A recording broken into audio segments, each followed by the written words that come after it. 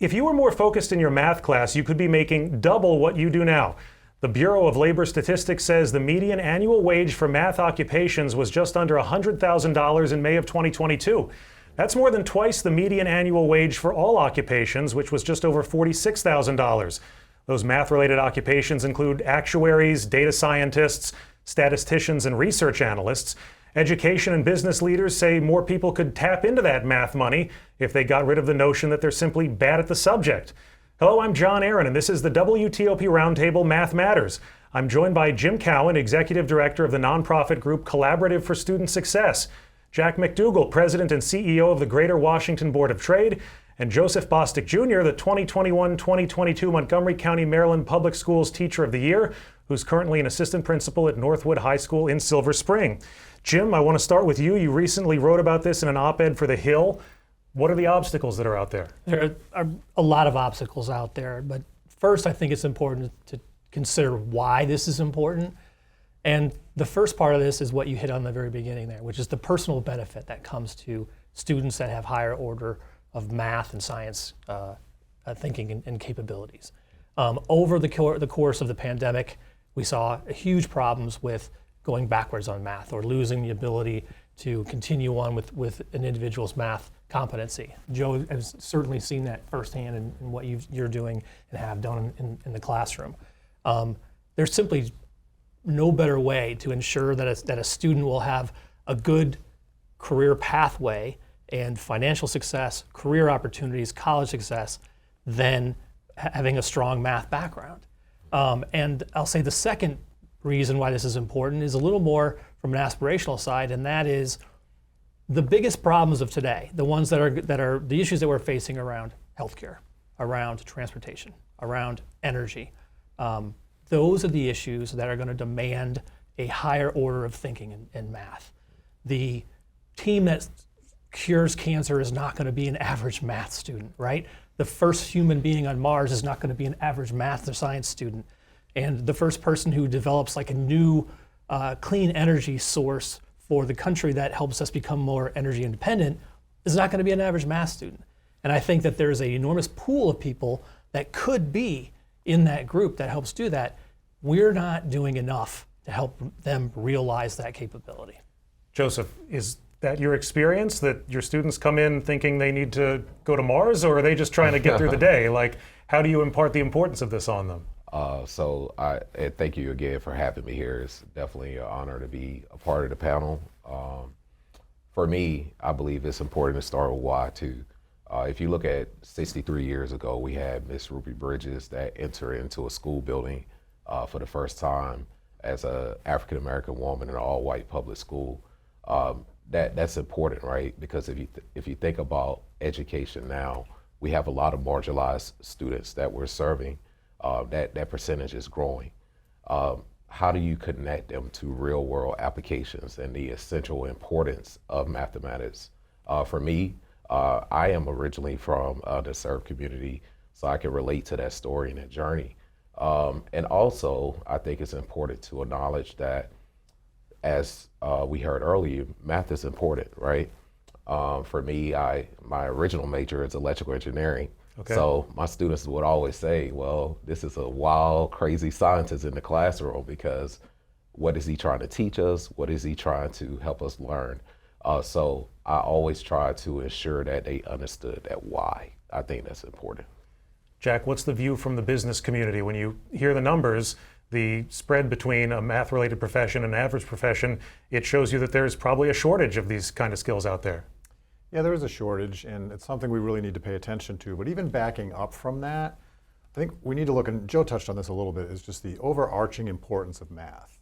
It affects everything that we do in daily life. You know, whether you're managing a household budget, you know, so if you're going to the store, you know, so it's a key entry point into everything that we do. You know, so if you want to engage in the economy and you want to improve your career pathways, math is critical to it, you know. And I would suggest, you know, from our perspective that, you know, we probably need a rebranding campaign. You know, math comes with this sort of preconceived notions of what it is. And so we need to put that aside. You know, math can be really, really fascinating and interesting. So whether you're following, the stats of your favorite team or anything else that you're doing.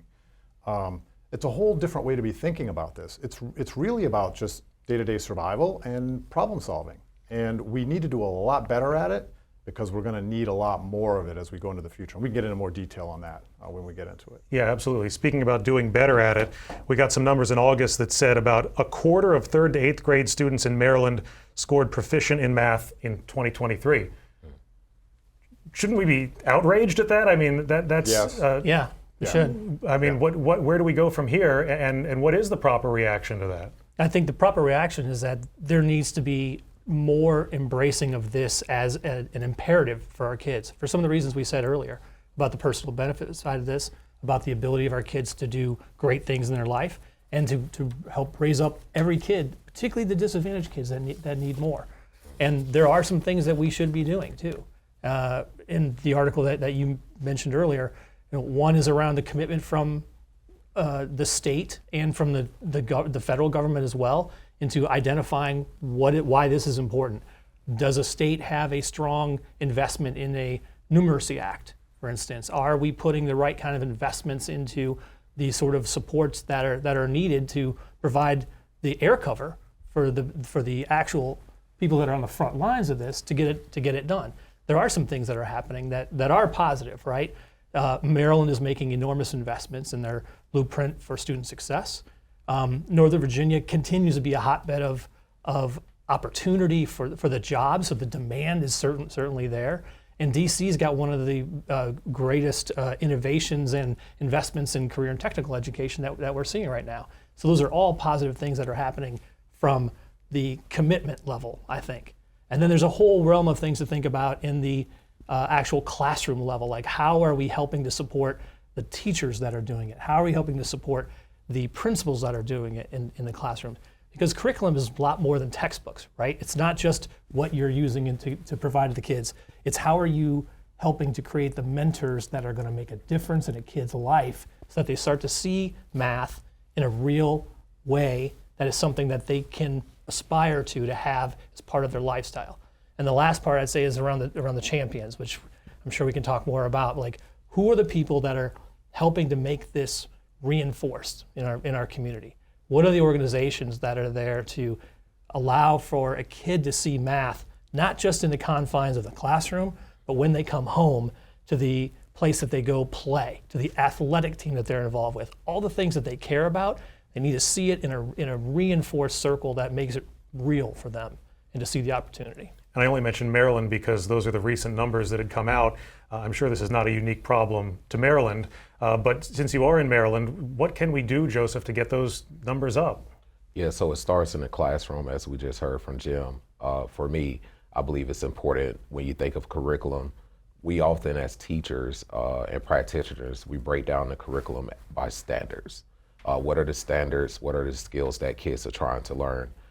If we start to use some of the standards and the skill-based learning to help our kids connect to math, then we can really focus on that messaging piece and how do we change that messaging to ensure that kids truly understand what's happening. And I want to give you a practical example. So one time when I was in the classroom, we were learning about slope-intercept formula. And for all the viewers and just people in the room, slope-intercept formula is y equals mx plus b. So you're thinking about rise over run, how much is a line increasing over a period of time, essentially. And one of the things that I did, because I knew the class that I was serving, they had no idea about the curriculum slope-intercept formula. They probably would have said, "Mr. Bostic, you're crazy," and walk out the classroom, right? But I made it real life. So I said, well, instead of slope-intercept formula, we're gonna learn how you could be a real estate agent, right? How much money could you make if your profit value started at a certain amount, which is our intercept, right? So, it was important for me to make sure I connected them to that experience because math is all around us, but specifically our younger students, they think of math as money. So, people pay attention to money. People pay attention to money. So you can definitely start there, but I do think it's a hyper focus and a hyper attention to standard-based, skill-based learning. Jack, what can the business community do to support the effort to help kids learn? Well, I mean, I think it's, even beyond the business community. Just this conversation here right now is a really important contribution to this. And for everybody that's going to be listening to this, is that, as Joe was saying, we have to change the discussion around this. And so we have to describe, that math is more than just sitting in a classroom and looking at numbers on a screen or on a board. It's much more. It's real life. It's problem solving. It's critical thinking. It enables you to do a lot of the things that you want to do. I'll give you an example. Artists, creating a painting is a series of problem solving, and math is embedded into every element of that, so it crosses across any sort of interest that you might have. And so from a business community, I think we can reinforce those messages and continue to reinforce those messages and, continue to illustrate where math plays a critical role. One of the things that we find in this region right now is that, we have a lot more job openings than we have people applying for jobs, and that's holding us back, across the board, disadvantaged communities in particular. And so now there's an opportunity for us where we can communicate more clearly what some of the requirements are to succeed in these different fields, so that kids at an earlier age start to connect the dots. I think that's one of the missing pieces that we have here, is that kids and families oftentimes aren't connecting the dots. How do I get from here to where I might want to be in the future? And so if we can clarify those paths, that would go a long way, I think, towards getting people interested early. And then with all the other things that we're talking about, then create the right systems around us to make sure that kids can thrive like that. So we've heard about some great fixes. What are we doing right already, Jim? I would say, one, we have teachers like Joe who are making this real for kids in classrooms. And every time Joe is able to perform in something like this talk we're having right now, he's reaching more people. He's amplifying more of the actual messages that need to happen. I would also say that some of the organizations that are out there, I know Jack, the Junior Achievement Group that you have worked with and helped champion through the Board of Trade, is doing phenomenal work with helping mentor kids and providing real life scenarios so that a student can see what is the end product of this and why am I doing it. And if it's about money, so be it. If that's what's gonna energize that student to move that way and to see that in a business standpoint, right? I mean, they see it as something that's real. So I think that is positive. We need more of that in this country. There are groups that are out there when it comes to like other classroom supports, like Zern, like Dreambox. These are supplemental organizations that are providing help to teachers to get them to think through different ways of communicating higher order math skills to their students. And so it's kind of like a wraparound support. Teachers need the support. They just need help in the classrooms. And so these are some positive things that are happening. Aside from your class, which sounds like a success, what else has been going well in your experience? Yeah, I think the new focus for mathematics is definitely the right approach. For me, I'm currently in a convoluted space, essentially, because I still love teaching. I miss it every day. And as I said, I started as an electrical engineer. So me personally, I do believe what's working is STEAM, right? Science, technology, engineering, arts, and math. I had the fortunate opportunity to visit Bridge Cheney Middle School this summer, and they were actually implementing an innovative summer school program where kids were actually taking the math and making the math from a conceptual state to a practical state. And they were working with the Kids Museum. For example, they built these games that kids could explore and say, oh, it's like a fair, and I can go in and play basketball and win 2 coupons for me to purchase a bear, for example. So I think the more that we continue to introduce STEAM, that's gonna really help kids connect to what we're trying to take them. And the last thing I will mention is, as a 12th grade administrator currently, I really love the approach of what kids need to graduate from high school, because it gives them the big picture. So do I need to have 4 credits in mathematics? Do I need to have 3 credits in English? And then at the end of that journey, it's connecting them to a pathway. So what is my program completer? Am I investing in a language, world language, for example, Spanish? Will I be investing in a career tech educational pathway? But I do love the opportunities, and if we present these opportunities to our families and students, then they can really see the vision that we're trying to pave for them for mathematics. Jack, any thoughts on the successes you've been seeing? Well, I'll just build a little bit on junior achievement. So we've been a partner with Junior Achievement for about 30 years, and what Jim was referencing is they have a program here that tens of thousands of kids go through every year, and it's their finance parks, and so kids will go and spend a day there, and so people from the business community put up storefronts, and so the kids go in and they're handed an iPad and a budget, and then they're given a life circumstance, you know, single mom or single dad, 3 kids, 1 kid, whatever that life circumstance might be, and then they have to navigate life that day. They have to, you know, make their car payment, they have to pay for insurance, they have to buy groceries. And it gives them a real look at how this plays out in real life. And, you know, there's nothing that replaces practical experience. And so that is something that I think is working really well. And as Joe and Jim are describing too, one of the things that's impressive is that education writ large is moving more and more that direction. So we're getting away from just memorization of your multiplication tables. You know, and so we're empowering kids to actually use this as a tool. So in my mind, that's probably the greatest thing that's happening out there, is we're changing the dynamics of how we do this. Some really great points. We're going to take a quick break. You're watching WTOP's Roundtable Math Matters. Hello and welcome back to the WTOP Roundtable Math Matters. I'm John Aaron and I'm joined by Jim Cowan, Executive Director of the Collaborative for Student Success, Jack McDougall, President and CEO of the Greater Washington Board of Trade, and Joseph Bostic Jr., the 2021-2022 Montgomery County, Maryland Public Schools Teacher of the Year.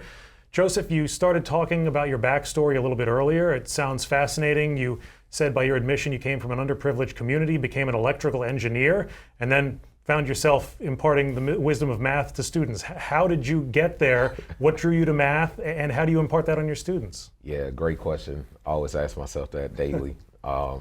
But I believe that my parents were a great inspiration, and I would also contribute it to my community that poured a lot of wisdom and inspiration into me to be the person that I am today. So I could never take any credit for that process. So I would say, like, I always share with my kids, when I was younger, believe it or not, I used to take a lawnmower and some tools and I just push it in the neighborhood. I'll knock on doors. This is an old tradition for young people to try.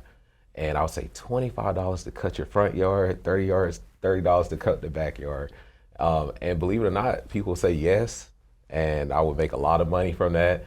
I would tell my kids how much money I made, and they were like, wow. You should ask for more. Right? There's some math you could have done. Exactly. So I was introduced to mathematics at a young age. My parents were business owners.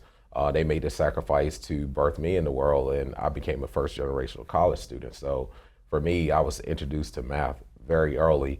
And my grandmother asked me a question one day. She said, I came home, I was so proud to be an electrical engineer. She said, well, what are you doing for your company, and what is your purpose? And I said, well, you know, I'm making money and I'm building these nice little missiles and products and so forth. She was like, but what are you doing? Oh. And for me, that was like, what is my why? And I really love supporting kids and helping transform that transformation process so they can become the best version of themselves, and that's my why. We talked about this good at math, bad at math thing. I mean, were you wired from the get-go to understand this stuff, or did you have to work at it? I think it happened maybe my 5th grade year. Miss Rosa Davis, may she rest in peace. She was very instrumental in ensuring that the first day I knew that I wasn't going to try some of the things I tried before in her class. And I think since that point, being involved in programs similar to JA, Mercer College, which is in Georgia, or university, some people refer to it as a university. I think those different programs, like their 4-H club, all those different clubs, like, continue to pour the different things that I needed to be the person that I am today, those building blocks, I call them. So how do you get that across to your students? Do they understand your backstory, or do you leave that off to the side? I actually share it, and most of them could relate to it. If you think about what our nearby communities, Langley Park, we often hear about the trauma and the different violence that's happening in that community. And that community is actually maybe 10 to 15 minutes away from some of those central schools in the Down County Consortium. So most of the students that are in our building that we're serving in the down county are those students from that community or a community that's nearby. And that was my community, very crime ridden. It was an index of 1 with 100 being the safest.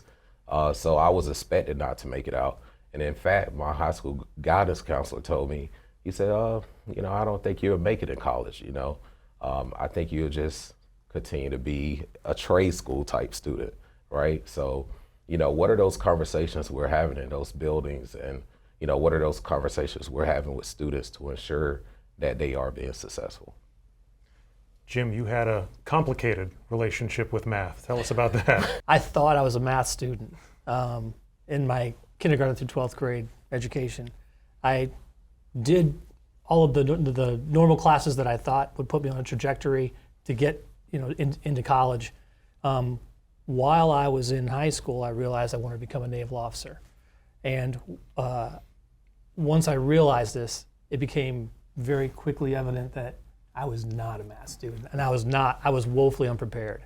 I did not get the program that I wanted, and it was a big kind of kick in the teeth to think that I thought I was doing everything that I needed to do. But I realized that I was looking at it very transactionally. That as I was approaching math, I was not absorbing it in a way that was challenging me to think about how it is used in a more broader standpoint.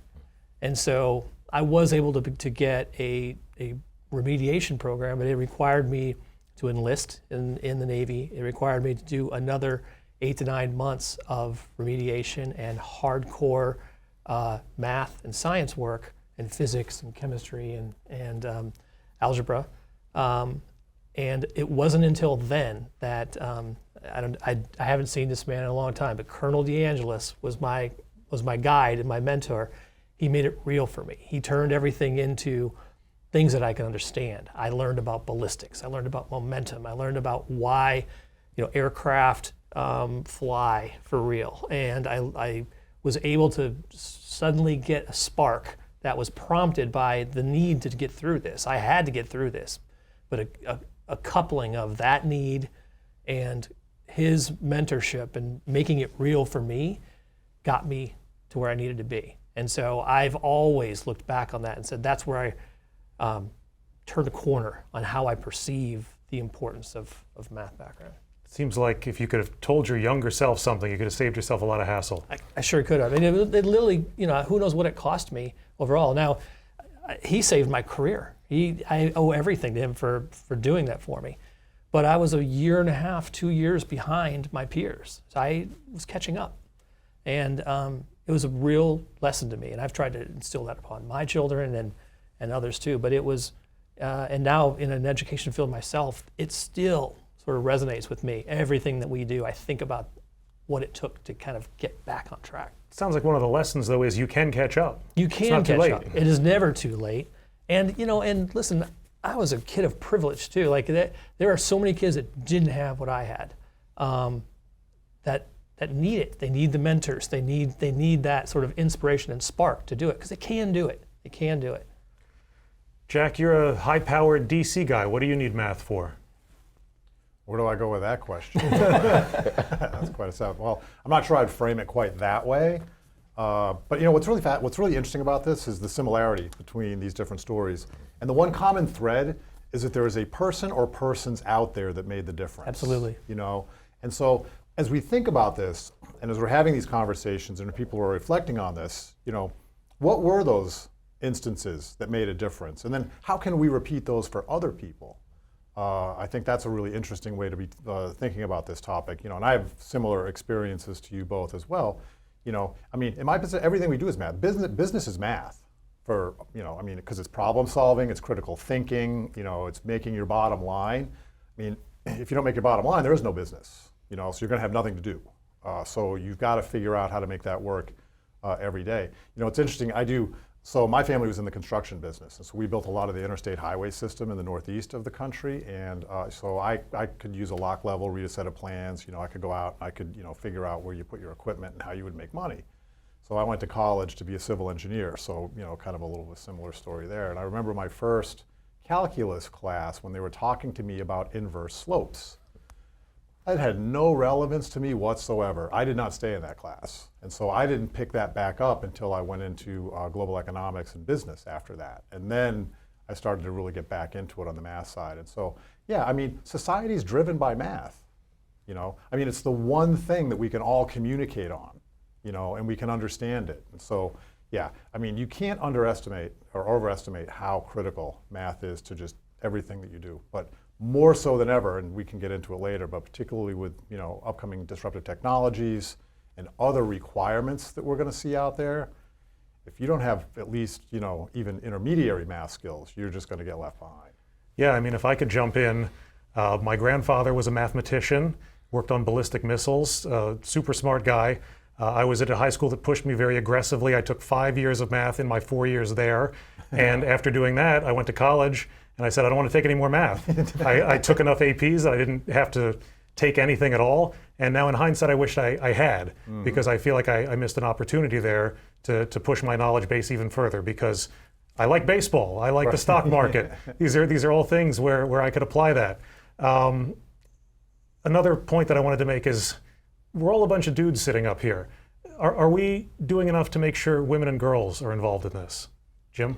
I would say probably never enough. I completely agree, and I will say that someone who's not here today, but the Lieutenant Governor from Maryland is an example of someone that we have heard the story from, comes from a strong math background, and she comes from a family where she has told a story about it. Her father never let her be intimidated by math, and I think that served her well.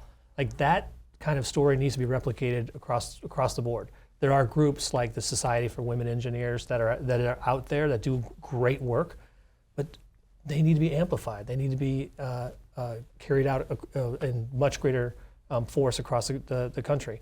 My own daughters are, I don't want to say they're math kids, but they're STEM kids, and my wife and I have tried to throw them into this field and get them into something that was discussed earlier, which was about programs that have a problem that then have a thread that go through. It starts off with a problem, and then you build a solution, but it drags you through different sciences along the way so that you see the relevance and the application of that. That has served her particularly well as she's now a senior and getting ready to graduate. There's never been enough done for this. Joseph, what are your thoughts? Well, first, congratulations on that. It's hard to become a senior and graduate, so I'm dealing with it now, ensuring that all seniors walk across the stage. Appreciate it. So the answer is no. I think we could definitely do more. There are some programs that are available, like Girl Code and just different things like that embraces the idea of mathematics. When I was visiting certain summer school programs, one of the things I noticed is that we are seeing an increase in the number of women that are involved in mathematics or STEAM fields, but I think there should be a more focused effort on it, right? For example, how do we, as, and I'm switching hats here, as an administrator or a person of some type of power in education, how do I create this policy or curriculum that will provide a pathway for that, right? For example, I'm currently in the process of trying to create an AI virtual reality course. And if you think of that, all genders, whether you male, female, or non-binary, would be interested in that type of field because that's the way the technology is moving now. You mentioned AI, Jack, you alluded to AI just a moment ago. What about people who say the robot is going to do it for us? I don't need math. I'm going to plug in a few inputs and all the math is going to be done for me. All right, well, I'll date myself here. I remember when the internet first broke out and they promised us the paperless office and the leisure society, and I'm waiting for both. So I don't think we have anything to worry about there, but what we do have to worry about is the current construct of jobs in the office is going away, and so how do we define work in the future, and what those tasks will be vastly different than anything that we're familiar with right now. And so we're going to have to completely retool to take advantage of those things. So one way to think about it is AI is your partner, but you're still going to have to do things to work with it, machine learning, AI, and other technologies, in order to make sure that it's really effective. So yeah, even more so, it's important in how we do that than it's ever been before. It's not going to least for a while anyway, I don't see it replacing us. Now I'm intrigued. What is the office of the future going to look like? Well, I mean, a lot of the rote work that we do right now is going to go away. You know, I mean, it's interesting. You talk about mentorship and you talk about a lot of entry-level people coming into organizations. A lot of the entry-level jobs will go away. You know, I mean, right now you can go to an automated McDonald's, you know, so you don't need people there. So where are people going to get basic job training? You know, how are they going to start to, you know, move their way? You know, law firms, accounting firms and others. Where do you go in and you're going to get that mentorship? We're going to have to think very differently about that. We're going to have to think very differently about leadership and management, how organizations work. And so we're going to have to get people a lot more accelerated and ready to enter into that world than what we've had in the past. And it's not going to be enough just to give them some basic knowledge the way we have in the past and then, hey, good luck. It's not going to work like that. So you're going to see, in my opinion, you're going to see a lot more very deep relationships between companies and academia at all levels, not just higher ed, but also at the high school level and even earlier than that. It's going to have to be a much, much greater partnership between those entities. One of the things that we just hear over and over again from kids, from adults, is the relevance argument, which is, I just don't see how this applies to my life or my job. But everything you just said validates why it does It's apply. everything. It's everything. And we've got to do a much better job. That's why I was saying earlier, we've got to do a rebranding campaign here, Right. because we've got to start to talk about this differently, Right. or we're going to get left behind. I mean, we're already getting left behind. You know, I mean, it's our economic security, our national security. Just, you know, there's a lot of issues at stake here. Right. And so we've got to approach this differently. But if you're thinking, this doesn't matter to me because I'm never going to use this in my job it for matters. X. It matters. Well, that job for X is going It's going away. Which is going to leave you out, which is going to create even more and more of a divide between the haves and the have-nots. Yeah. And shame on us if we're not seeing that coming. Yeah. We're going to take another break. You're watching the WTOP Roundtable Math Matters. This is the WTOP Roundtable Math Matters. I'm John Aaron, joined by Jim Cowan, Executive Director of the Collaborative for Student Success, Jack McDougall, President and CEO of the Greater Washington Board of Trade, and Joseph Bostic Jr., 2021-2022 Montgomery County, Maryland Public Schools Teacher of the Year. Jack, I want to turn it back over to you. We've been talking about the relevance of math. What can people in business do to kind of draw a better line from learning math to a prosperous career and explaining to people that this is the track you want to be on? Well, again, I mean, so one thing, we need to increase the awareness of where math comes into play in different careers. You know, there's this notion that there's certain jobs that require math, actuaries, for example, but all jobs require math. And so we do need to communicate that better. So if you go into marketing, marketing's math, it's spreadsheets. You know, so anybody that's familiar with doing marketing, you do a lot of spreadsheets. You know, if you're a graphics designer, it requires math. If you're a gamer, it requires math. So nearly anything that you're going to do out there is going to require math.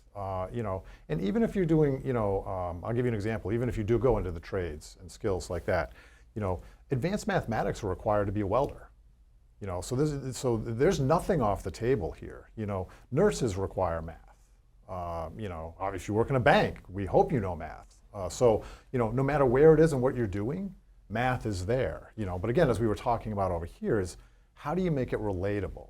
You know, I'll date myself. I've been doing a lot of that here. But you know, remember the movie Big with Tom Hanks when he's in the room with the kid and he's talking about basketball stats? You know, and the kid's like, "Oh, that's math? Yeah, that's math." Joseph, you mentioned STEAM. We hear STEM all the time, but you threw arts in there. And there has been at least one study that says adding art does increase your production when it comes to math. Tell us about that. Absolutely. I think with the pandemic that we experienced, you noticed that a lot of students started to experience trauma. So I think arts, like for me, is just so amazing because you can think of performing arts or kids having a superpower to take photos and videography and so forth. Just last night we had a soccer game and it was so many kids on the field just using art to capture that moment. And I think it's important that we ensure that students are finding a way to their passion. And I think that's the key question. What are you passionate about? I often ask students that, what are you passionate about? Sometimes you get the shrug of the shoulders. I don't know. But I think it's important that we understand that passion, then align it. From a curriculum perspective, that's called backwards planning. So, I may want to be a welder. So how do you get there? What are the courses needed to get there, or what are the steps you need to take? You mentioned the pandemic. Everyone I've spoke to in the education realm says it's basically been a disaster for students. Virtual learning set them back so much. We already established that we've kind of struggled as a state, as a nation, in math. How do we recover from the pandemic? Anyone want to field that one? I'd like to start out by going back to something you said, which I think this is part of it. You said passion, like finding the passion of a student. And that, I believe, is so critical. And that's where I think math really, really plugs in, because whatever your passion is, if it's sports, if it's art, if it's news, if it's traffic and weather on the 8s, whatever it may be, the way that you are going to tell the truth, the absolute truth about that substance, is through math and science. There is no better way to get to the actual essence of something than through math and science. That's what's going to prove, if you're a reader, whether or not that's true or false. How are you looking at that? You can detect whether it's true and false based on your research methods around that. If you're looking at a statistic or a chart, you're only going to be able to do that if you have the basic understanding of how to look through, determine what's true and false around a chart. If you're, not that I don't listen to you guys every morning when I come in, I also listen to Junkies at 106.7, and it cracks me up. I was on with them for like 18 months, yeah. I didn't know that. Really? I was the sports update guy, yeah. Oh my gosh, that's great. So you will definitely get this thing. Yeah. When I listen to them, all of the callers that come in, that dial in to talk about the Commanders game will probably say, like, listen, I'm not a math guy, I'm a math guy. And then they would go on to describe the secondary in the second half of whatever, this is along the lines of the Tom Hanks question in Big. They just did a complete statistical analysis of the game that we were all watching, but they would say, like, but I'm not a math guy. Right. Like, they are. That was the complete use of math right there. They just probably don't know it. So I feel like that is what we need to do. It gets to the campaign. It gets to people to understand, you just did math. Here's what you just did. By doing that, you found a slope. By doing that, you use a quadratic equation. By doing that, I don't know, give me another formula, right? You're a math teacher. Differentiation. Differentiation. Yeah. Exactly. Yeah. That's the principles, and I think that's where we're sometimes failing, is we're not aligning the principles to the outcomes of, like, what they really love to do. And it comes down to what do you care about? What are you passionate about? It sounds like one of the themes here is that for a lot of people this catches on later in life. So how do you get it to catch on earlier? And at what age do you think it really should catch on, ideally, to set kids up to be on the right path? Early. And that's when you said, what can we do? I think we need more mentorship coming from the classroom, but also beyond just the classroom. It's got to come from the principal that's setting the tone for the school. And I know that you were doing this, given what you just experienced in your own classroom. Like, when you go to a school, you can't just be getting math from the teacher that you see for 1 hour a day. It's got to be something that's accepted when you step into the school itself, that you, like, hey, this is a math school.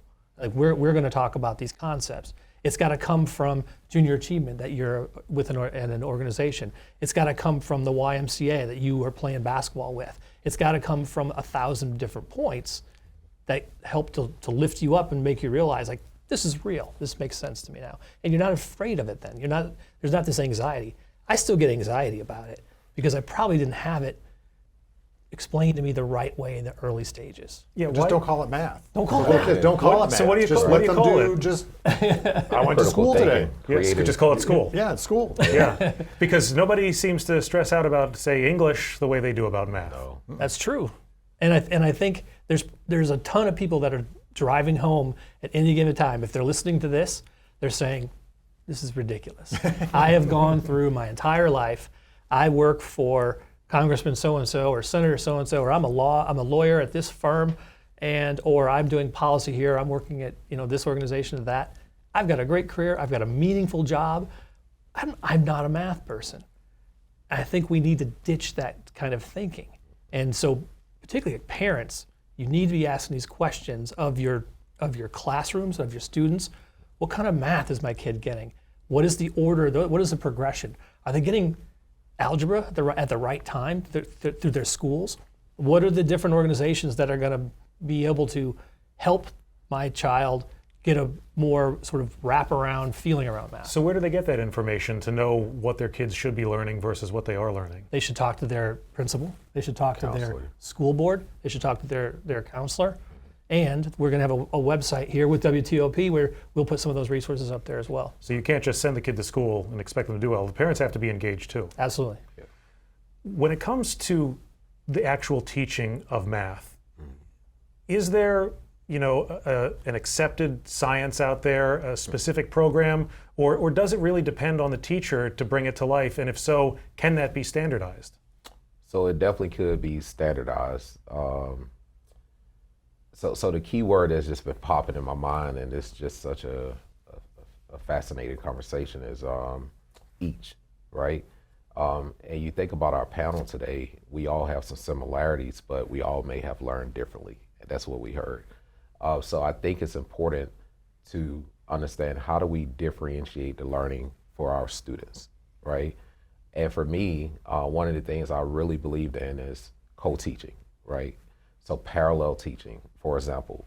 So when we were working on that slope-intercept formula, I thought it was paramount to have another educator in the room that could break down some of the fundamentals of that formula, so each kid learned what we were trying to focus on that day. And going back to your earlier thought, I think we must start at the elementary school level, right? Because we had a program that was titled A Cell Beyond the Bell. And just to see some of those kids walk in that door after school. Now this is after school, and this is the power of education, right? Because it's the pathway. They would come into the school and they would invest in the program because there was some type of arts piece connected to it. And once you have them there, they're hooked, right? It's like the fish on the, when you're fishing. I used to love doing it when I was younger. Once they're hooked, now you can start to reel them in. So it is a science to teaching. I think Zaretta Hammond, she has a book, it's called A Culturally Responsive Brain, something along those lines, where she's talking about the importance of understanding social emotional well-being, fight, flight, freeze. So every day a kid walks into that class, they're not ready to learn. And we have to understand that there's a culturally responsive approach to ensuring that every kid is getting what they need, each kid. Easier said than done, I imagine. Absolutely. When we hear about other countries basically running circles around us in math, especially at younger ages, what are they doing right? Let me first say, we rank 39th out of 75 countries. I think one is there, in some countries, there is a less strict pathway to post-secondary. There are many different options for you don't necessarily have to go on to a four-year university at the end. There's a much more sort of social acceptance of not everyone's going to go to post-secondary. Some are going to go off into different career fields that may be around, a highly technical job, welding, et cetera. So that's one aspect. I think it's embraced more into the system that way. Also, I think that there are more acceptance in some of the other countries, or more intensity around math because it's built into the infrastructure. Some countries, you're going to get blasted from the moment you step into school on certain subjects around math. Not necessarily the case in the U.S. Well, let's apply math to that question here too. If you think about our population set, because our population is so much greater, the deviation from the mean can be a lot bigger too than it would be in some of those other countries. And so you're not necessarily comparing one to another.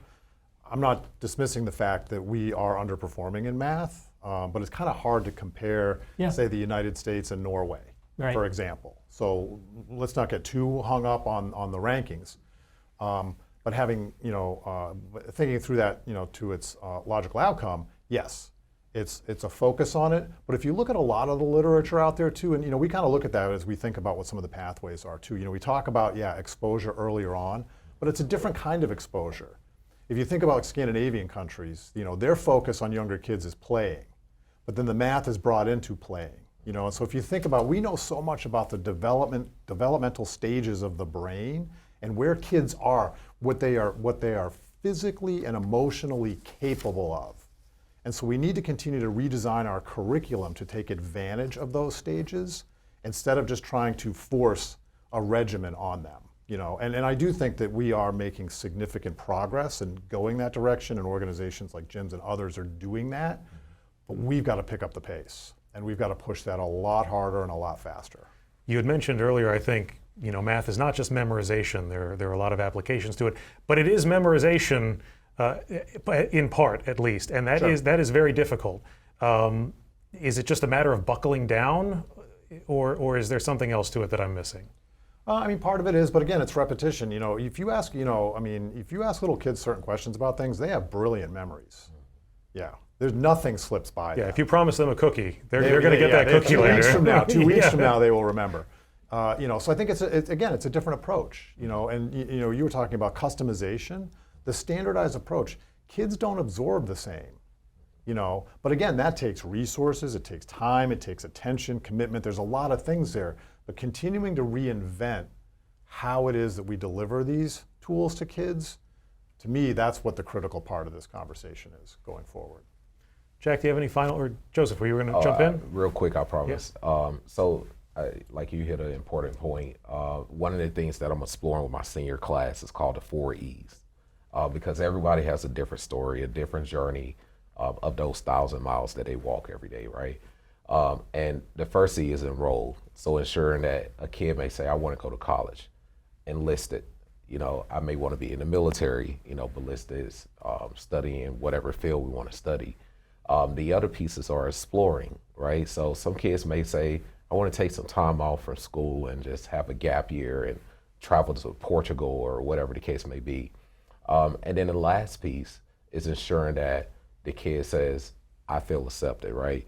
So enroll, enlisted, employed, and exploring.